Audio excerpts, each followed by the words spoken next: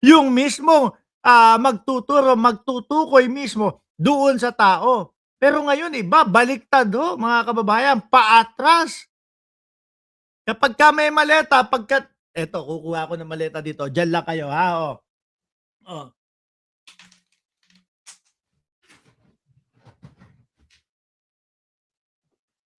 aya eto, ayan na.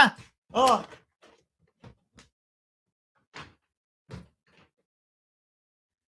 ayan na ho, mga kababayan. Dumating na yung maleta na itayo itayo lang yung maleta ng ganyan. Tapos sasabihin na, "O ayan, yang maleta na yan, itong maleta na 'to, kay Martin Romualdez yan." Ni hindi mo nga alam kung may laman, eh. Ni hindi mo nga alam kung, saan galing yan, eh. Ano po, ni hindi mo nga alam kung saan nila tratuhan niya o pinicture. Yung isa tarantadong, 18 marites pa doon sa Marites, aba, nagpa-picture kay Pangulong Bongbong Marcos. Nagpa-picture kay Pangulong Bongbong Marcos, mga kababayan. Eh, ang sabi, somewhere else daw 'yan na naimbitahan, si Saldico. Tapos siya nagpa-picture. Yung tipo bang ang pangulo ay parang nagmamadali dahil madami pa siyang kakamayan nung panahon ng eleksyon.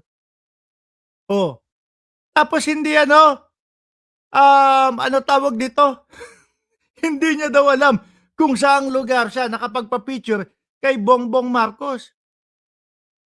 Gago yata itong mga 18 marites na ito, eh. Oh, 'di ba puro ganyan lang po. Walang aktuwal na talagang ipinapakita na ito, ang bagahe na ito ay merong lamang pera, ayan bubuksan namin. Tapos eto nga po yung video namin na tinatanggap nung staff sa doon sa bahay ni ano, walang gano'n, walang gano'n. At alam niyo ho mga kababayan, dito sa mga flood control na 'to, alam naman natin talaga, eh, kung sino talaga yung mga dapat kasuhan, eh, kung sino talaga yung mga makulong, eh.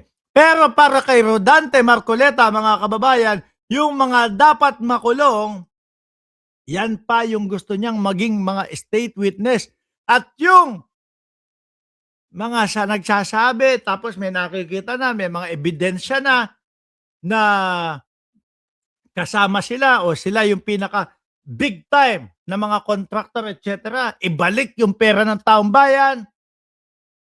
Sabi ni Marcoleta, wag daw. Ayaw ni Marcoleta, nagagalit si Marcoleta.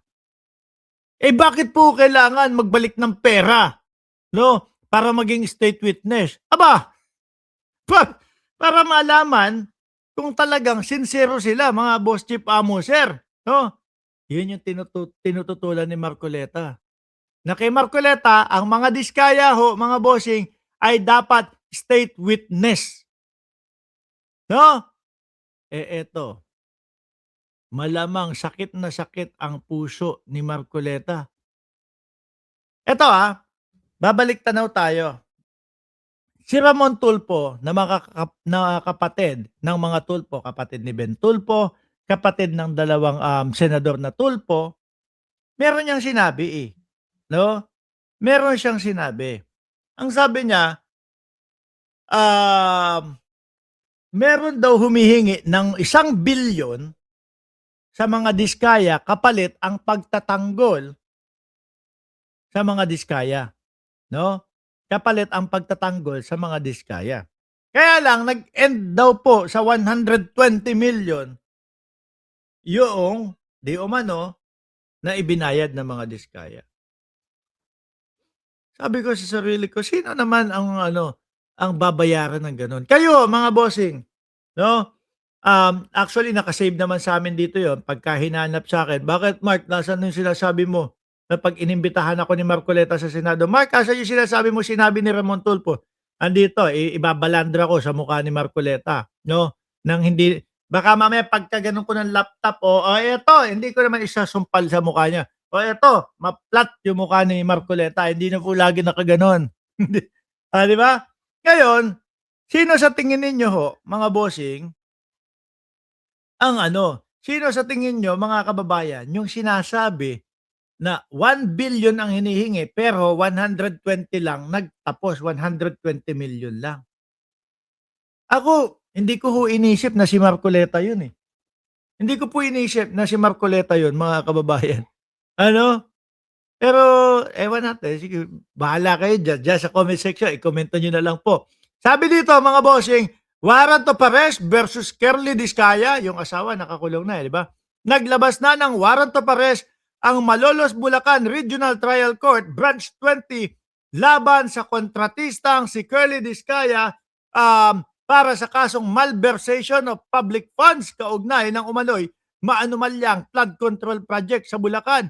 Alam niyo po mga boss, yung mga DDS, galit na galit ho dati sa mga Diskaya eh. 'Di ba, Jenny Ramos? So, galit na galit sa mga Diskaya. Ang sinasabi, makulong yan, ganito, ganyan. Sinugod pa nga yung bahay ng mga Diskaya. Pero nung nalaman nila na pinagtatanggol na ni Rodante Marcoleta doon sa Senate Blue Ribbon Committee na nauna niya, at ang sinasabi, dapat maging state witness, iba na. Ang bilis mag-iba ng ihip ng hangin ng mga DDS. Sinabi na nila, protect Diskaya at all costs. Abay, kundi ba naman mga gago? Diba?